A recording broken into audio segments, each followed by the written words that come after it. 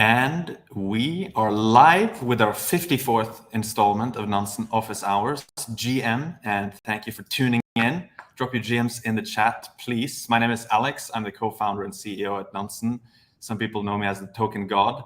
If you're new to Office Hours, every Wednesday we do a little bit of a Nansen and chill session where we look at new Nansen features, we answer questions from you, and we drop the occasional alpha leak.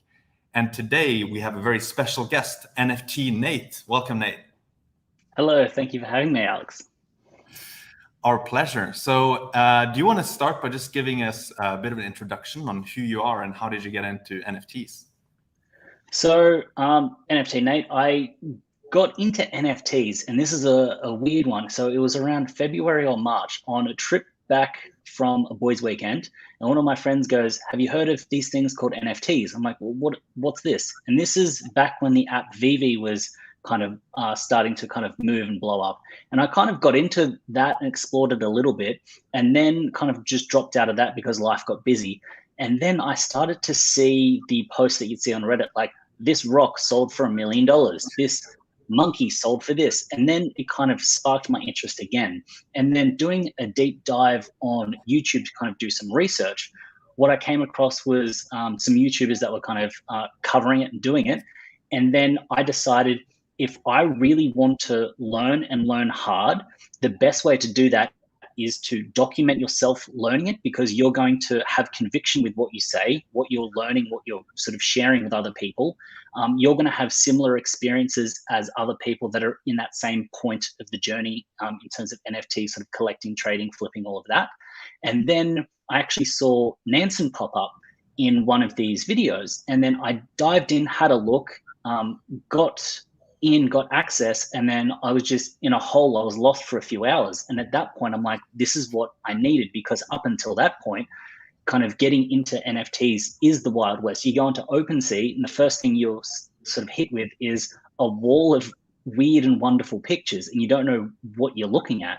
And then after that, Nansen was a tool. And this sounds like it's a paid plug or a promo, but the idea that Nansen kind of gave you that idea where you could see a picture, look at it, and see if it was a good investment. And then from that, on YouTube, when I started to make some content, I would then show what I would find and how I would use it. And then people were gravitating towards that because it wasn't based on speculation. It wasn't words like hype or scarcity. It was sort of hard facts and figures that you could see. And then from that, it made investing a little bit easier. And I use that the term investing because if you're kind of basing everything off speculation, it doesn't feel like it's investing. It feels like you're gambling. But when you can actually base your moves and your sort of attitudes off sort of facts and figures, and then looking at sort of patterns, you then change it from essentially gambling into what I see as investing. So that's kind of how I got into NFTs. And then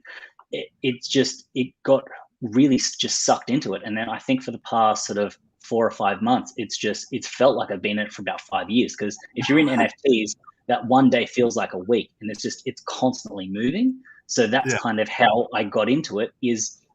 I guess the TLDR is I wanted to learn and document my journey, because I find that that's important in other people learning from your mistakes and seeing what you've done and then kind of correcting that and then showing that and broadcasting that. People can get value from it, and then you build these connections and relationships. And in the NFT world, apart from the stats and tools, the best thing you can do is make connections and sort of make friends. And the best way to do that is put your face out there. I'm not just a profile picture. I am a person you can reach out and sort of essentially talk to me. So I'm in the sort of the living rooms of people kind of just talking about NFTs, and I become friends with them, which means that they can then reach out, and when they've got really good alpha, that's who they kind of reach out. Hey, Nate, did you hear about this thing? And you can jump on that. So it's kind of that twofold aspect. Hopefully that wasn't too long-winded, but that's kind of just a stream of consciousness when it comes down to it. Amazing. There's so much stuff that resonates with me in what you said. Like, I think the first part about learning in public, even office hours, which we are doing in this very moment, is very much like a learning session. And we're also building a lot in public with Nansen. Like the very first office hours featured a pretty scrappy product, which every week, every time we did a session, it got a little bit better. But this idea that you can sort of like be a bit vulnerable and like put yourself out there and learn together, I think a lot of people really like that, and it's also pretty fun doing it. Yes. And then the second thing that was interesting is you don't really have a crypto background, right? Like you kind of, your NFTs was like the main way into the space, or? The crypto background is as much, I wouldn't call it a crypto background. It's more of in sort of that 2013, 2014, getting told about it by a friend, but back then it was really hard to buy. Then on the 2017 run up, seeing something and kind of getting in, watching it run up, kind of blow off top, come back. The background is more like being along for the ride and seeing it, but not that deep into it that you have the conviction to go all in. So this is kind of where the NFTs came in, where I knew you would have these blow off tops with sort of crypto run back down, and then you should be accumulating. And seeing NFTs, I think another thing that kind of made me really bullish on the NFT space is that if you go onto any kind of forum, so if you go onto Reddit and look at any of the sort of Ethereum or Bitcoin and they see NFTs, they almost laugh you out the door. But I remember crypto being that in 2014, 2015, being laughed out the door. So seeing the mentality of people in cryptocurrency when they look at NFTs is how people in the general public looked at people in crypto. So seeing that, you realize, oh, we're really early, like really, really early. So I don't have a great background in crypto, but I've been in it enough to understand it, which then meant that NFTs, you could see the patterns that you're early. And I'm guessing if, Alex, it's kind of a question back to you. It's like, if you've been in the space long enough, I'm sure that you would also start to see some of those patterns as well, where NFTs almost look like the crazy thing, but crypto was the crazy thing essentially sort of 8 years ago, nine years ago. Yeah, absolutely. I think it's such a good observation. I've also thought about the same thing, that there's this irony, right? Where I don't think it only happens with NFTs. It also happened with everything after Bitcoin, where it's like, first, people were laughing at the Bitcoiners, right? And then the Bitcoiners are laughing at the Ethereum folks. And then the Ethereum folks are laughing at the other chains. And then everyone's laughing at the NFT folks, right?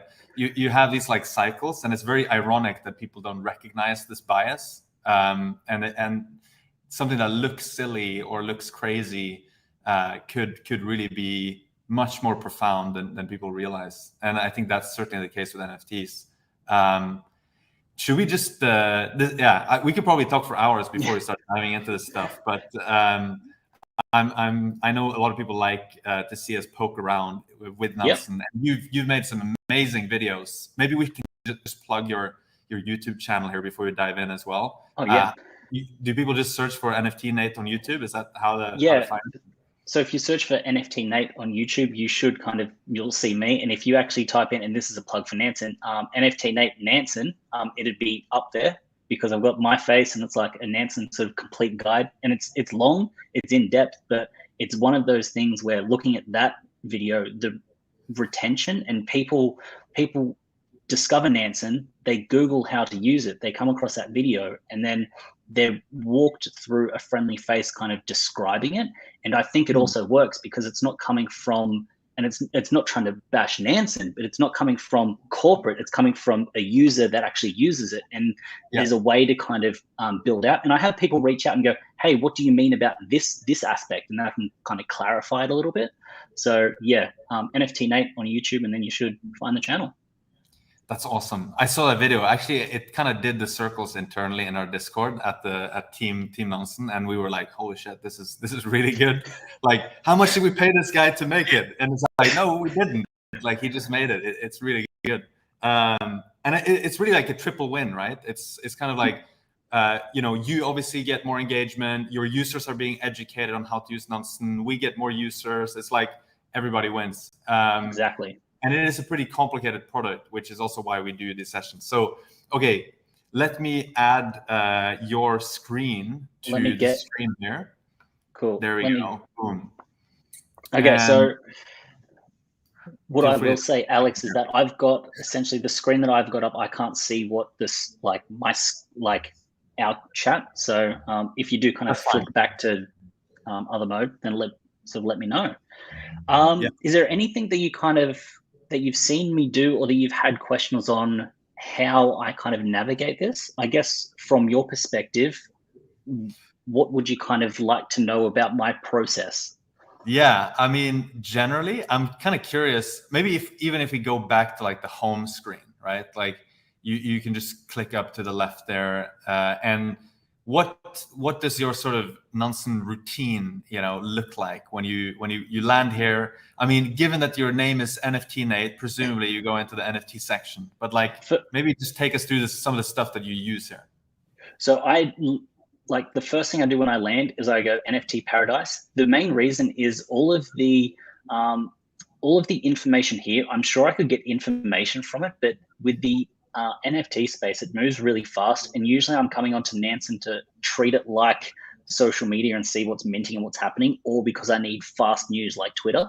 So the very first thing is I essentially just go to NFT Paradise. Now the 24-hour market overview, I usually this is kind of something I don't look at in crazy detail, but what I do is I always kind of have a look and just see what's poking around, especially down sort of here, because what I find is that if something is sitting, so just say it's like My Pet Hooligan, if that's sitting there, if over 3 or 4 days it's constantly sitting here, it's not going to pop up on the OpenSea sort of rankings, but here you can kind of get an idea of where something is sitting, so you can kind of see when something's still bubbling or still working.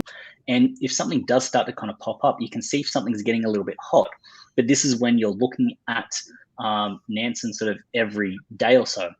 But usually the first thing I do when I hit NFT Paradise is I go to Mint Master just to see what's happening, and I treat this almost like when I've got a spare moment and I'm bored, I want to see what's minting. And this is like essentially my Instagram. I'll go there and I'll just start scrolling and just see what's happening. So looking at this, the first thought that I have is like Vox Series 2, medium, okay, this is all right. Smart Minters, and this is a great feature. Like when it was kind of Mint Master was added, this is great because I go 3 Smart Minters. You know what? I'm not going to blow this off and pass, but I'm less inclined to look at it. Then you look at House of Legends, 8 Smart Minters with essentially the similar sort of kind of minters. So you're going, there's almost 3 times the amount of people minting House of Legends. So then from this, I could then investigate that more. But the idea is I come into Mint Master and just see what's kind of floating around, because when a project launches, if it's a stealth launch or if it is there's a pre-sale, it's going to usually pop up as medium or low. You're not going to get extreme. So you can kind of get an idea for what is happening, even if you're not across the entire market, which is nice because you can kind of get a feel for what projects are happening. So you don't necessarily need to be grinding through Discords, YouTube, Twitter to look for what projects are hot and sort of running up. You can come here and get a snapshot of what's happening right now in the space. Because if you go to Twitter, you're going to have someone going, this project is the next best thing. You come here and you're going, okay, so out of this project, you've only got sort of 2 smart minters and you've got 1,200 people for this dazed non-fungible people. You're going, okay, this isn't as hot as people are saying it is, because all it takes is 10 loud people on Twitter for you to then, the emotions to get running. And here is almost the facts when you want to look at it. And the other thing that I look at is the first mint as well. Because if you really get bored, and I don't ever suggest this, you look at what's starting to mint and you're like, okay, I might just kind of jump in and have a look and see if you kind of want to get anything. It's usually terrible projects, but first mint, if something's minted like 30 minutes ago, you can find weird, obscure things that someone may have launched, and then you can kind of explore it. So I like the idea that I can go, okay, how many sort of how many smart minters are minting? And you'll kind of, if you look at this, and this is where, if you've been in the space, Neo Tokyo Outer Identities, huge, crazy project. CloneX, huge, crazy project. Terraforms, I know Pranksy minted that, and that kind of had a big run up, but all of these projects are projects you would have seen. And the fact that there's lots of smart minters, this is where the patterns come into it. So if someone's only got 2 smart minters, it's not saying it can't do well, but a good indication is how many smart minters are minting. Because if you're very new to the space, there are alpha groups where you'll have one person will mint something and they'll share it within their group, and then those people will mint. And then by the time people start tweeting about it, all the smart guys have bought it up because they think it is a good project. And this is how you can almost essentially front run some of what these people are minting. So this is what I do. I sit here for hours. I'll literally be Netflix on, refresh, look at this, see what's happening, and just go.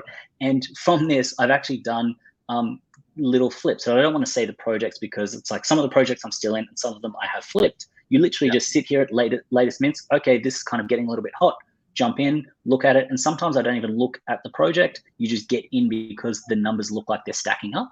And you're like, okay, let's jump into it. Let's move. Because what will happen is someone will see this. Then the people that get into it will then start tweeting about it. And then that momentum starts to build. So I like, this is just, I just love this. This page is just like, it's it. Then when NFT smart money was actually introduced, this is where I kind of got a little bit excited because it gave me what I wanted with Mintmaster, but that next level down, which is the idea that you can have a look and see what people are buying and selling, but then also minting. So I'll literally just sit here every couple of hours, come on and just bump through and see what people are minting, buying and selling. So you can see here, there's been a few House of Legends, Fox 2, House of Legends, Fox 2. Okay. I'll just bump through and you can see there's a lot of, there is a lot of selling here. So you can see that they're not kind of working. It's not saying these projects aren't working, but they're not running where these smart money people want to see it running. And I've seen it before where you're just seeing walls of a particular project that's pumping on Twitter and pumping on OpenSea, and you realize that they're taking profits. And this gives you an indication of, okay, maybe this is something I should start to layer out of if you are in that project. So this aspect is a good way to kind of, for me to get an idea of what the smart money is moving into and out of. And it's, you land on it, check out Mintmaster, I check out smart money, and I've essentially got a snapshot of what people are doing in this current point in time. And then from that, you can then investigate the those projects. So essentially right now, what I would do is, I don't like to have a look at Artbox, but with early April retirement club, I don't actually think this would be a good one, but what I would do is I then open up, actually no, that's the wallet, sorry about that, early April retirement club. I would then have a look at the project, how many people are kind of, so 11 hours ago, then you've got the NFTs in circulation. And then from this, you could then go to OpenSea and have a look at the sort of supply. And I'm guessing this would be a 10,000 supply because that's what everyone's doing. And from this, you can get an idea of what the project's actually doing. And with this one, it's been up for 11 hours. And right now it'd be kind of evening time in the US. So this is that thing where I could then look at this, and in the morning, I would actually have a look at Early April Retirement Club and see if it is still moving, because I wouldn't want to be jumping in and minting currently at this point in time because there's not too many out there. But this is how I kind of look at it. And then you're going through and just opening up. So sometimes I'll have 20 or 30 tabs and you're just going through, looking at the projects and seeing where they are. Because sometimes if you're getting a, sometimes if you're getting someone minting something, but the project's a month old, maybe they're seeing something that may be happening. And I've actually picked up some of those before where the project looks like it's dead in the water. No one wants to mint a project that's sort of 2 or 3 weeks old, but the smart money may have just come across it and then it kind of moves and then it blows up. So that's how I kind of like to navigate these two. I will go through and have a look at the projects, then investigate the projects to see what they're actually kind of doing when it comes down to sort of how long they've been out, how many are in circulation, and what some of the pricing is looking like. And then having a look and see what some of these secondary sales are. You can kind of see here that, so like right here, you've got essentially this bottom line is just everyone minting at the mint price, which looks like it's at 0.055. And that's kind of how it is. It's hard because if Clonex was absolutely pumping, this would be an absolutely sort of crazy looking chart. We could actually jump in and have a look and see what it's in the, the chart looks like. For Clonex, compare it, or So when you kind of jump in and have a look, if it was still minting, you get an idea of where things are. If it's been out for a while, you can kind of get an idea of what the projects are doing. So you've got the deployed 10 days ago, but you can, with the average price here, it's sitting, actually Clonex, was that I think that may have been, I don't think, was it a Dutch auction? I'm trying to remember if it was or not. But I'm not sure, but maybe you can see it if you scroll down to the bottom, the transactions, or it could be too far away in time. Yeah. No, we just see a couple of days there. But yeah, so the idea that I kind of like, that I look for here, whenever I'm kind of having a look at a project, I look at where the volume is and what the price is doing with the volume. Now, this day is essentially just opening, so you need to see a close with this to kind of make sure that we're actually getting something good. Like, this is the one thing I would say to everyone: never trust this last one until like you're essentially over, because this day has closed. You know that this is where it's at, because otherwise you might think it's absolutely tanking. But if the day's just open, you're not going to get the right data.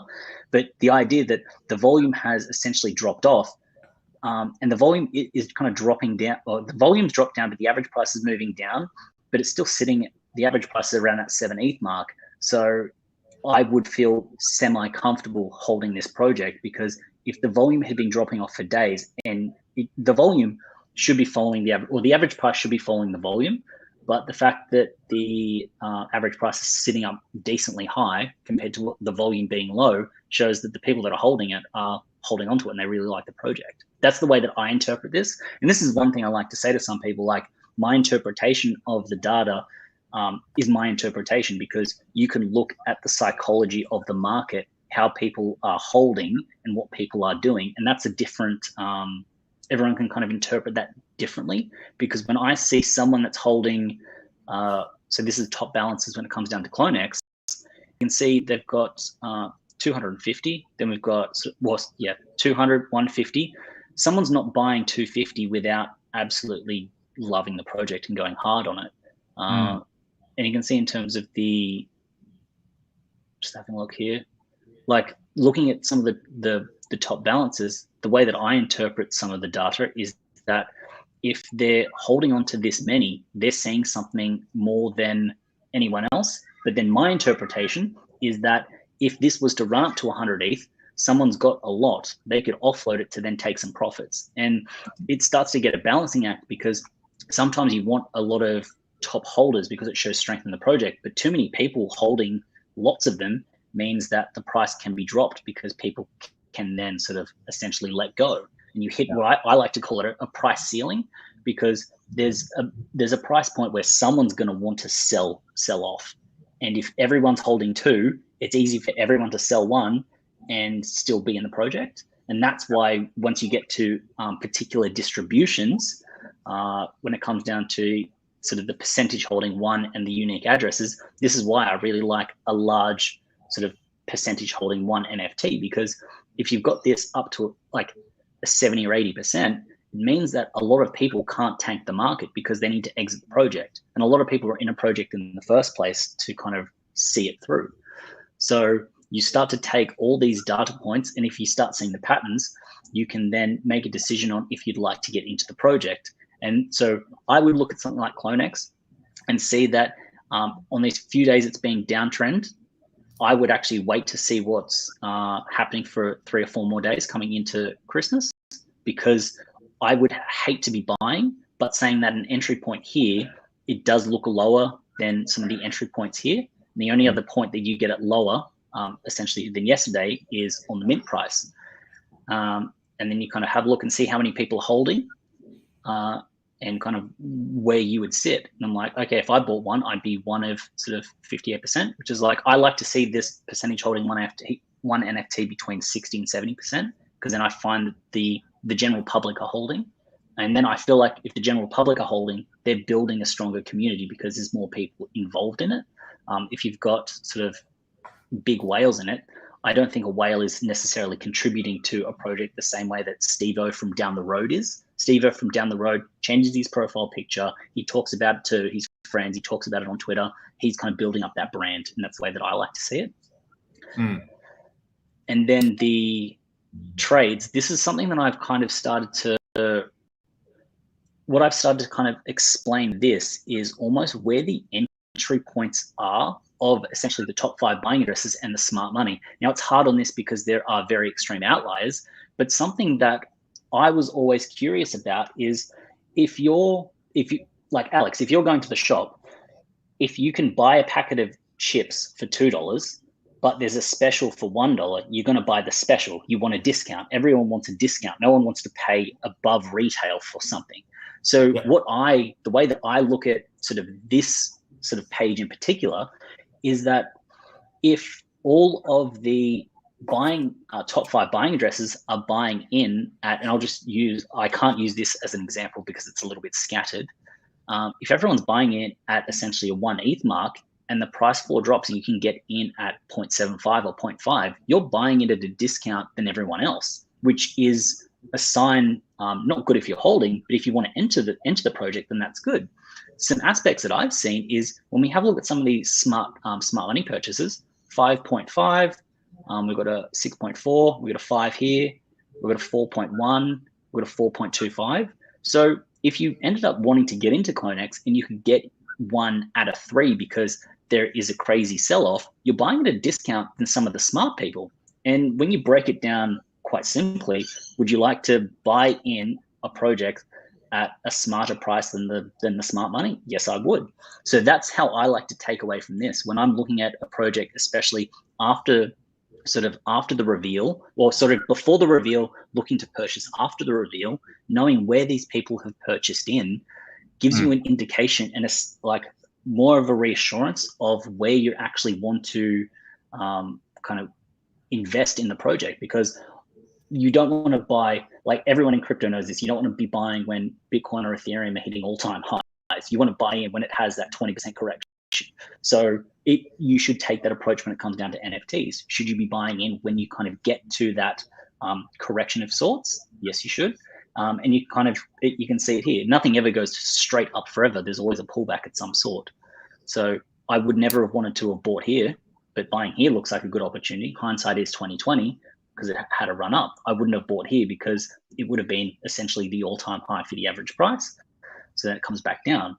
So that's the way that I kind of look at this when it comes down to it. I guess, do you have any questions or thought processes? So, I'm sorry, I'm just kind of... No, it's great. I love it. I'm just kind of watching the show here. It's amazing.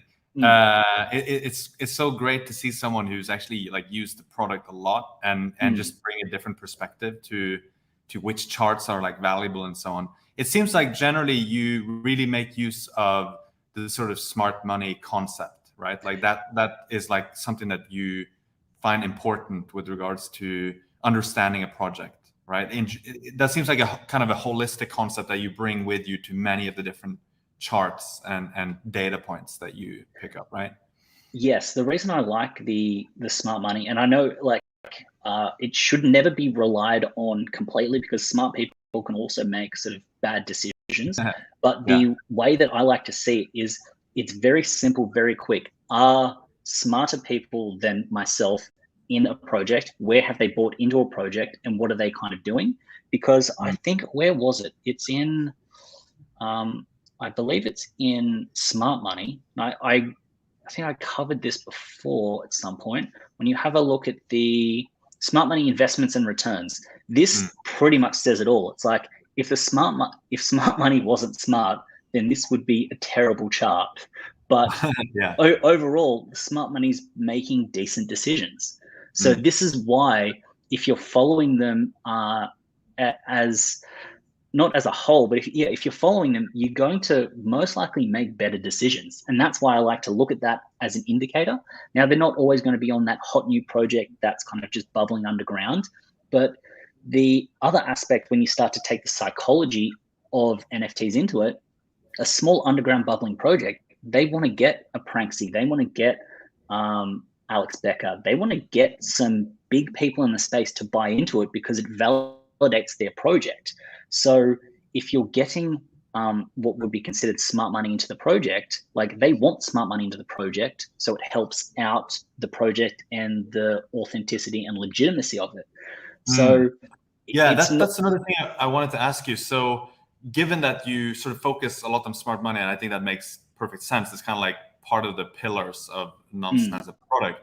Do you also follow like specific addresses? For example, do you use like either smart alerts, or do you sort of favorite different addresses or things like that? Or Not currently. It's something that I want to get more into.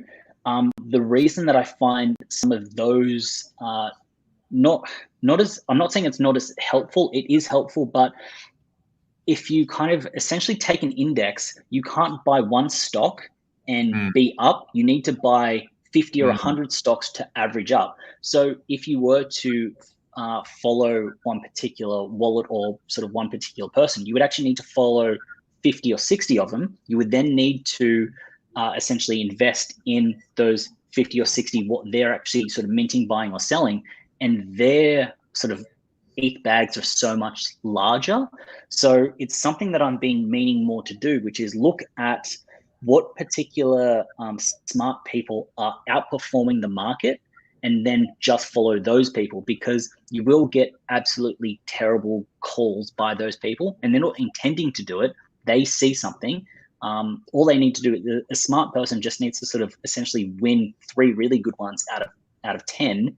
And if those 3 10x, they're in a much better position.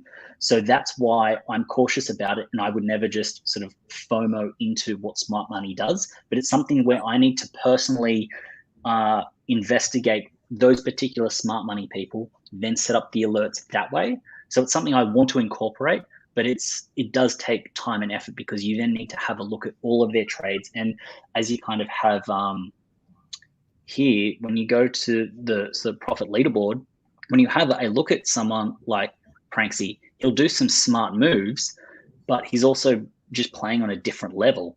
And you exactly. some of these, he can also take so much more risk, right? Like that's exactly the other thing. Yeah. Like his realized gains when it comes down to CryptoPunks and board, like he is absolutely killing it. And you're going like, if he just gave me like a small percentage of some of these gains is life-changing money, like seriously life-changing money for people, and they're throwing it around. So it's one of those things where I could mint sort of 5 or 6. They're able to mint 200.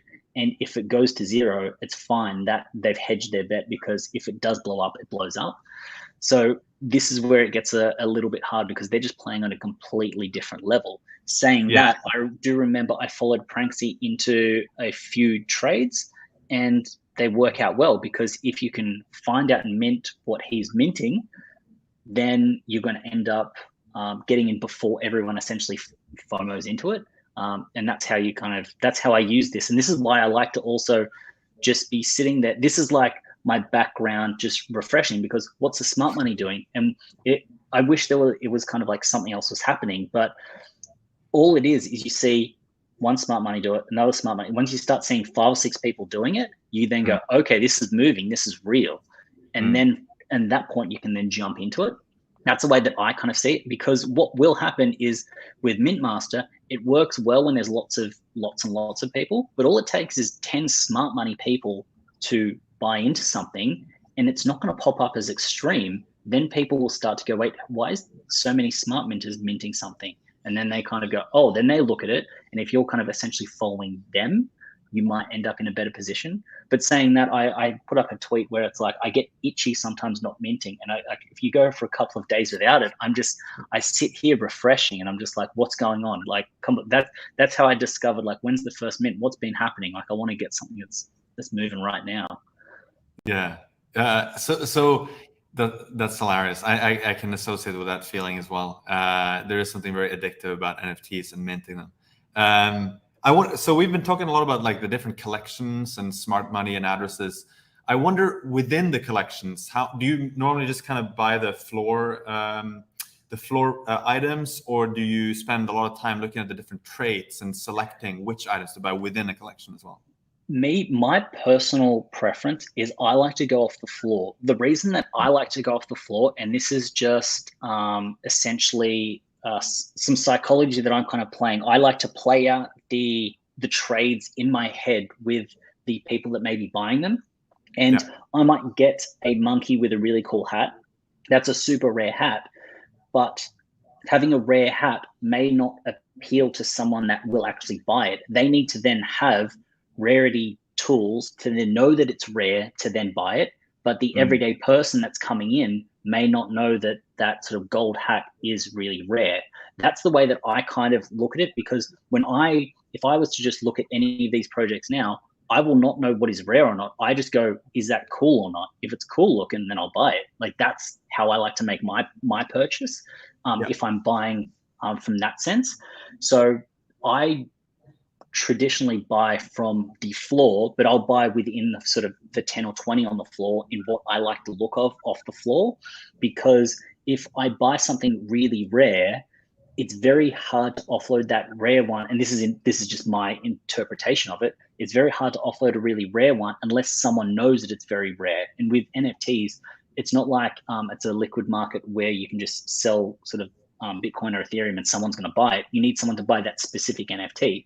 And for someone to buy that specific NFT that has that specific rare trait, you need to find someone that wants to buy that specific NFT with a particular rarity, like a top 50 rarity. That's where it starts to get a little bit hard.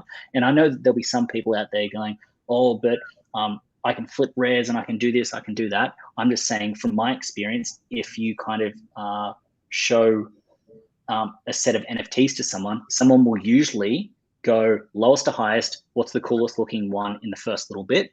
And if you're buying and selling something closer to the floor, you're going to move that faster. And when it comes down to it, I would rather move something faster than wait too long and then either have the floor crash or some bad news come out or something like that. Because with me, if I'm holding onto a project long term, I'm never listing it. I'm just holding onto it. I love it. Yep, that's cool. I don't care if it goes to zero. I'm in that project. Otherwise, if I want to have the ability to exit it, I'm not going to pay a 50 or a 100% premium for something that's rare.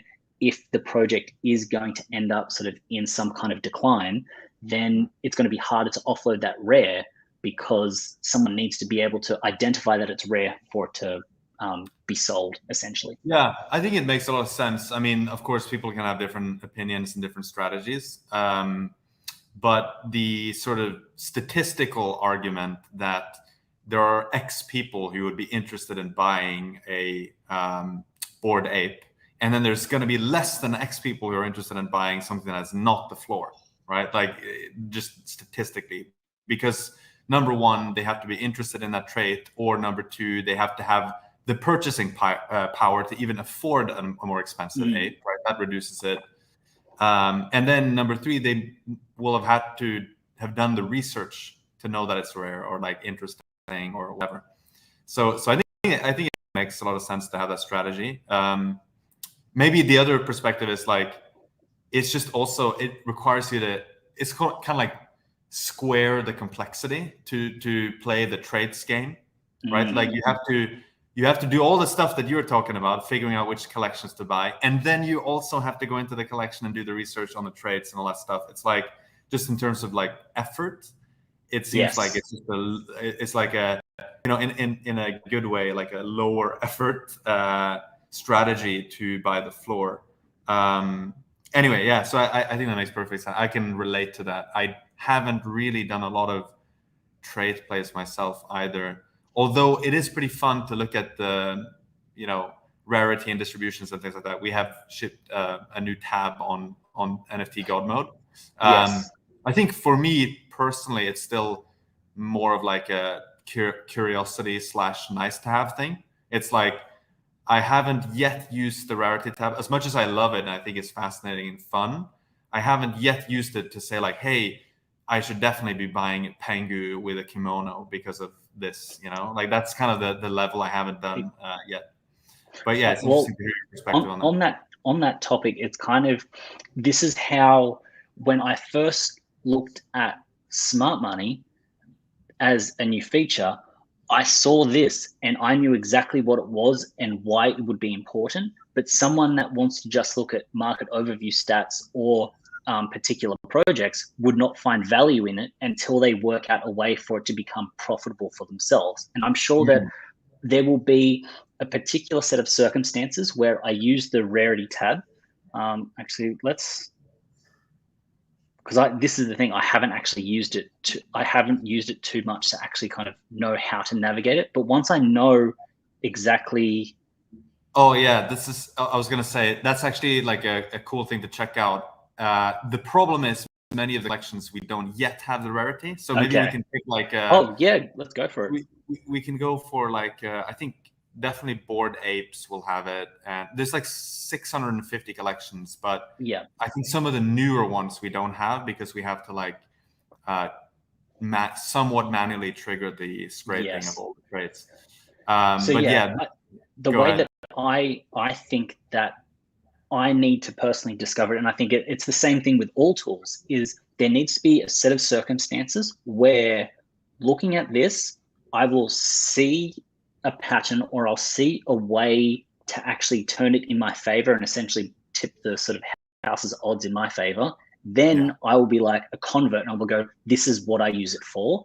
And it's the same as like every sort of new tool. I'm sure that when people first got on and had a look at sort of what volume and average price is, if you don't know how to look at a chart and read it, it's useless. It doesn't work. It's not valuable. But because it's not valuable for that person, it is very valuable for someone else. And I'm sure that someone that is very into trait flipping would look at this and go, this is exactly what I need to then get something. I just haven't worked that out yet. And this is one of those things where I will eventually at some point come across someone that is a pro at it.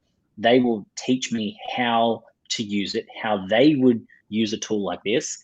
Then I will then make a few tweaks and adjustments, and then it will turn in my favor. But it's like, that's the way that I kind of see it. It's not saying it isn't useful. It's useful. I just need to work out how it fits into my strategy, and then we're off to the races.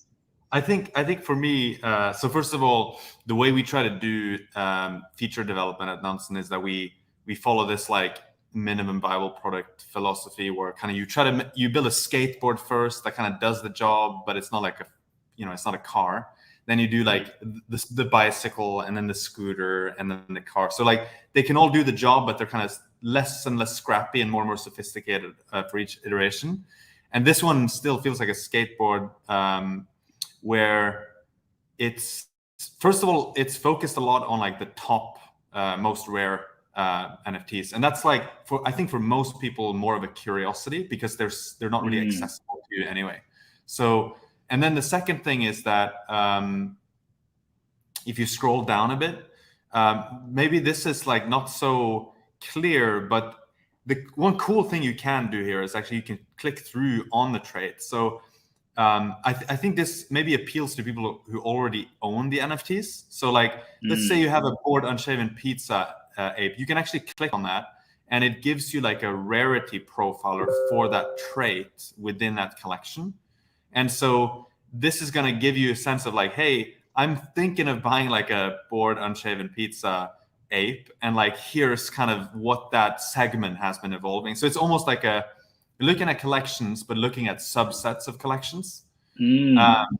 So it's like that's pretty, see, like this is what I kind of mean. There's going to be someone out there that could tell you, and you could catch wind that, hey, Unshaven Pizza is getting hot. That's what people like. You could then start coming down here and start to see the trend up. Because if these two were a little bit higher, you'd be like, okay, that can actually work, which then means that you're not buying a Bored Ape because you think the floor is going to rise. You're buying a subset of Bored Ape knowing that that's becoming more valuable.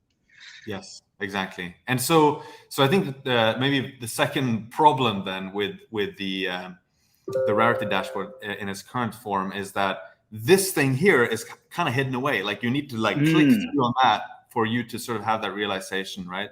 But that's where some of the value is.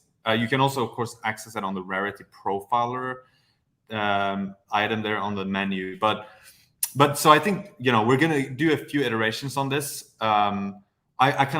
I'm lacking a bit like the actionability part on this. It feels more like a curiosity thing right now. Like it's cool, but like what's the so what here, right? So I think we should be continuing to speaking to users and hearing how we can make this better, because now the cool thing is like we have the data which allows us to give you this amazing overview, but of course our mission is to surface the signals, and then we should focus on the stuff that's like actionable for people. By the way, you can also hover over the little icons and you should see like a small bigger. Nice. I like that. That's good. The funny thing about Nansen is that we do NFT analytics, but we haven't actually shown like any of the NFTs like in the interview before now. which is kind of ironic. But I think this is a good. It still feels pretty like economic information-wise. Like we don't have tons of JPEGs all over the screen. Like it's pretty good real estate-wise on the screen, but you can actually see the NFTs here by hovering over them. Yeah. No, it's these little things that I think that, when I do speak to friends, they don't understand because there's so many numbers. But once you understand the numbers, it's quite good. And I think just from a getting people into it, starting to add little things like this, it's something that makes sense looking at it now. But beforehand, I never needed it. But now I don't know how you go without it, because it starts to make sense about what the NFTs are or what a collection is, because I can see being on something like Mint Master, and I'm not sure if it's even possible, but you then hover over it. What does Vox series? And it's taking the essentially like the number one of the, you know what I mean? Cool. So you can then go, what does this look like? What does this look like? Okay, cool. That's cool. I like that. That's a great idea. I love that. Because then at that point you can then go, okay, because what I have done sometimes, you go, like what's Vox Series 2? You then go to OpenSea to then have a look and see what it is. But at least kind of hovering over, you could then be like, okay, it's a profile picture project. Okay, I'm just going to ignore that, because then it cuts that out. Because if you're not into a pixelated profile picture project, you can ignore that. And if you go, okay, what do the apes look like? Oh, they're 3D apes. Okay, I'm into that. Then you can move into it. And I think this is where, like, I'm actually enjoying this sort of the conversation, because I never would have known that these were a thing. And it then makes sense that you could then, if you've got the data, that it could then somehow be incorporated into something, which then makes the user experience easier, which then obviously makes any content that I make a little bit more engaging, because I know that having people like pictures. So that's what we're here for. So it kind of helps out. And it's also about like sort of eliminating waste in your workflow as a user, right? So correct. The thing you just said now, like, hey, I would like to hover over the name of the collection and just see like a thumbnail or something, because now I have to click it, I have to click the OpenSea link, and that takes me like 5 to 10 seconds when it could be taking you like half a second, right? So like shortening that down and just giving you that overview faster, I think it's pretty interesting for us to understand the workflows on. One thing I just wanted to show you as well, if we can go back to that the Rarity profiler, I think it's like a few tabs over to the right. Yeah, actually this one, yeah. So you can sort by last sold as well to the right there. Like this is kind of cool because it shows you all the rarest Bored Apes sold recently. So it's kind of a similar recency thing that you showed with with like what the smart money is buying. And so here you can get a sense of like what's happening in the premium end of the Bored Ape market, and like someone just bought one for 200 ETH, and it looks like that was actually the first sale after the mint, right? Because that number of sales column tells you how many times it's been sold, and it includes the mint. So 2 times, but it's only been sold really once in the secondary market. So someone minted it and then sold it for 200 ETH, which is like pretty impressive, strong. So this is cool. This is someone is saying in the chat that this is actually the one that Steve Aoki bought for 200 ETH. That's right. So can you just click on like the ID of it? If you just move like this one, So we should be able to see like the item profiler here, and I'm not sure we have labeled the owner as Steve Aoki. We have. Okay, cool. So you see the whole history. It's actually been transferred quite a bit, but it's not been sold before now. So could imagine that people just minted it and then maybe sent it to another wallet they own and did that a few times, and then eventually it ended up with Steve Aoki. This is so bad, Alex. I'm just going to get lost. I'm going to go into a collection, and you're just going to get lost in all of this, because it seems to have opened up what a project is, because you're not necessarily looking at a project, because now you're not just looking at a project, you're looking at the subset of projects, who's buying it, and then also going, okay, who are buying some of the rarer ones, what are the profits like, how are things moving? Like I'm gonna get lost in it. I'm gonna Christmas. Everyone's gonna be like, come out for dinner. I'm like, hey, no, I've got a new, I just gotta got a check new one tool. more trait. Yeah. Yeah. I mean, like on the one hand, that's cool, like because I also actually just really enjoy poking through all this stuff. At the same time, we do want to surface the signal, like that's the mission, right? So we don't want people to get lost in it. I think what will happen is probably that over time we can shorten down the workflows so that we help people surface the stuff that matters. And then if you want to dive deeper, the cool thing, I think a really cool thing about our product is that everyone like uses it differently, which means everyone will see things that no one else has seen before. You know, there's like almost like a fractal. There are literally like hundreds of millions of different dashboard configurations within Nansen, so that you can like, there's a good chance that the path we just went on now, where you drill down and you end up at this specific piece, like no one's ever done that before, right? Yeah, like correct. So it's like, and maybe that's why it wasn't loading, because like it didn't have a cached version of it. So that's kind of I think fascinating with this product. And yeah, it looks like that one might have gotten stuck or something for some reason. It's not loading.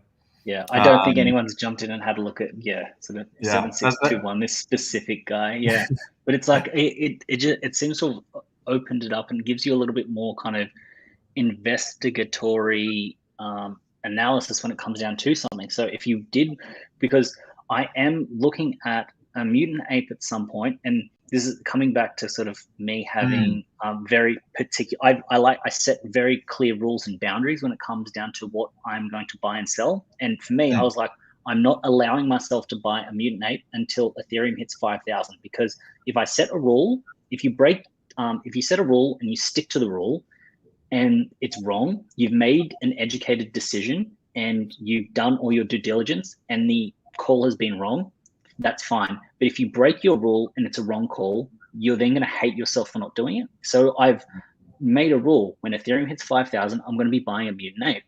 And it's one of those things where now I can actually dive in and have a look at what things are. So if I am going to be buying something off like close to the floor, I can buy something that looks like it has a better trajectory because I've done this analysis.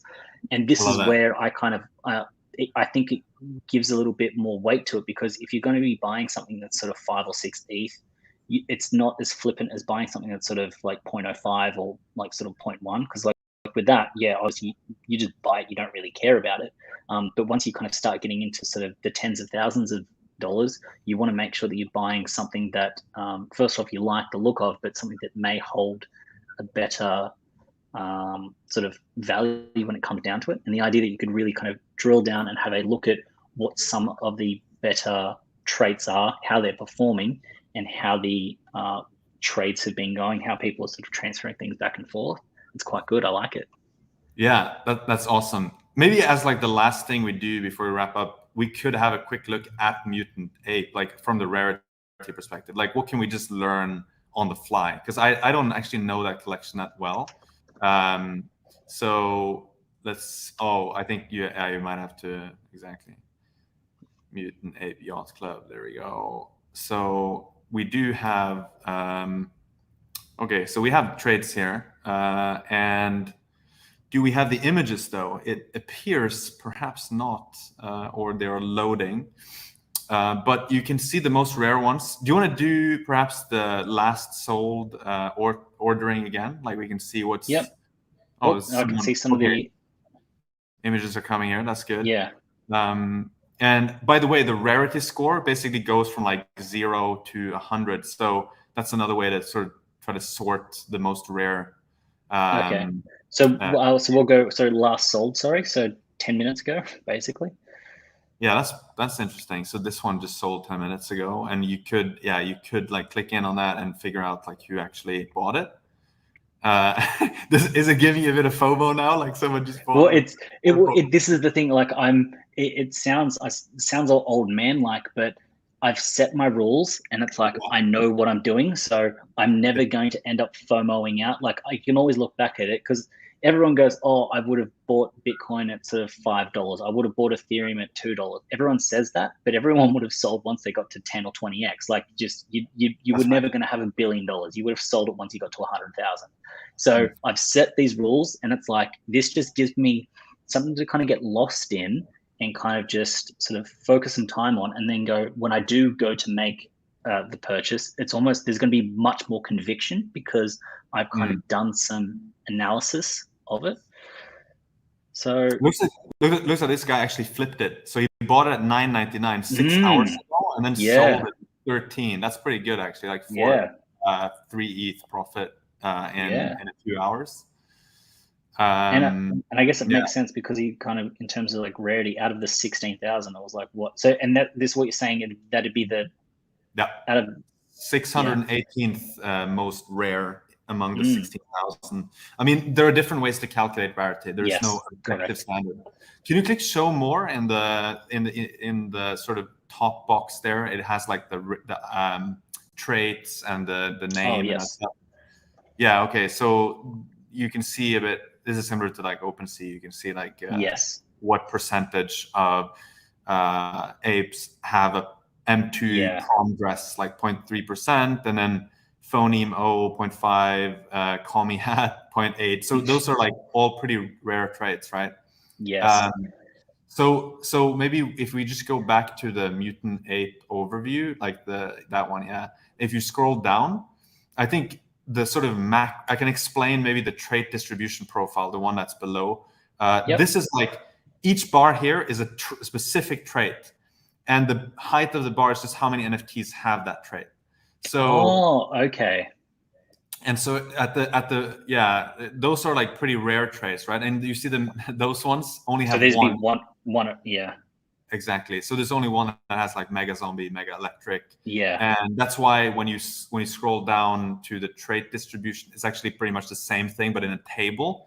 This just shows like, and you can click through this, right? Nice. But there are so that kind of orients you a bit on like, hey, if you really wanted a high-end mutant ape, this could be a good place to start to figure out what the traits are. Exactly. So this is we like 30 minutes ago, it's like, do you ever use traits? No, I just buy straight off the floor. Seeing that guide, buying that, flipping that, it starts to make me go having a look and going, do I then see if there are particular traits and things that do sell well?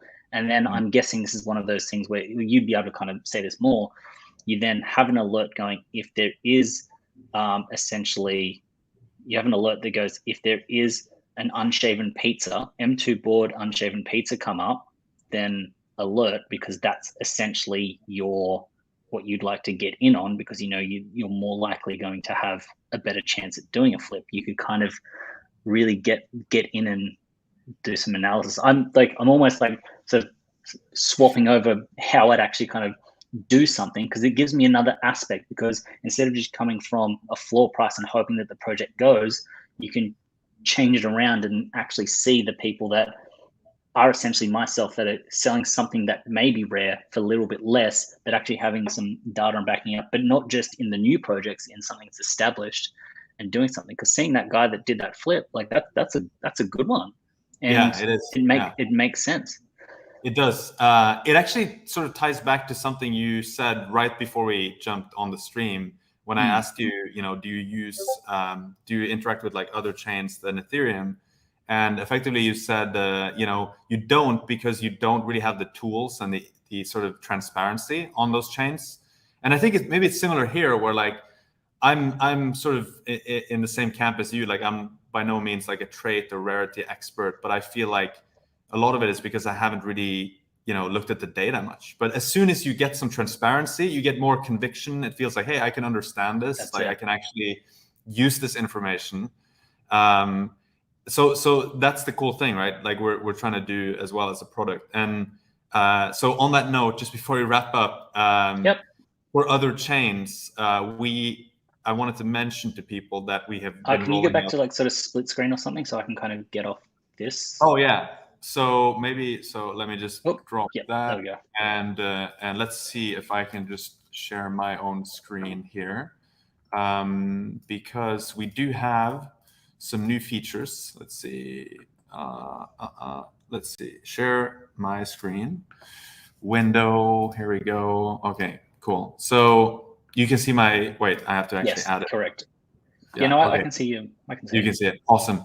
Yeah. So on that note, because I think you made such a good point before you jumped on the stream that like transparency is so important, and it's kind of holding a few people back, I think, from like interacting with different ecosystems and chains and even like traits and rarity and things like that. So we've added more new dashboards for BSC, which is something that a lot of people have been asking us for, because many people use BSC. Like if you look at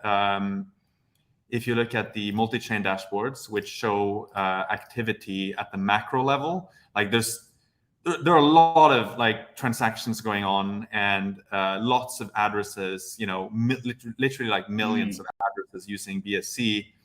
And we have not, personally, I've not engaged that much with this ecosystem, because part of the reason is because I don't feel like I have transparency on it. But we've added, this multi-chain overview, but we've also added token God mode now, wallet profiler, smart alerts, and we also have hot contracts here. So there's going to be NFTs probably coming in Q1 and other dashboards as well. But wanted to make sure that we mention that to the folks out there who have been using BSC but didn't have that transparency that you also want. So that's one thing I wanted to drop. Also, before we wrap up, wanted to, of course, mention briefly that we raised the Series B. We announced that last week. So this is extremely good news for all Nansen users, because it means we can continue to invest in making the best analytics platform in the industry. So I'm pretty excited about that. And we're going to grow the team to more than 150 people next year. So that's going to be fun. And it's going to translate to a better product, lots of new features and so on. So those were the two things I wanted to mention. It's been great to have you on the stream, Nate. It really Thanks for having me, Alex. Yeah, really just fascinating for me to listen to you and like how you think about NFTs and to see how you use Nansen. So hopefully you also managed to get something out of this with the Rarity stuff and the trades. What's the best way for people to follow you? Your YouTube channel, other channels that people should be following you on? So I think the sort of best thing, YouTube, NFT Nate, and then also on Twitter. So it's at NFT Nate _. But I think the best thing you could do is go to Nansen's sort of Twitter account, because then you can actually get linked directly to me, because otherwise you get sort of Twitter can be the Wild West out there, and last thing I want you to do is sort of punch that in wrong, and then you get someone that's pretending to be me. So yeah, I think that's the best way, and I look forward to connecting with all of you. Awesome. So thank you so much for joining. And so that's a wrap.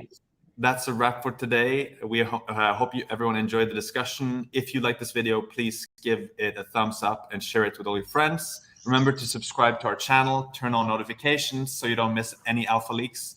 Thank you. Happy holidays, and we will see you very soon. Take care, everyone. Bye-bye.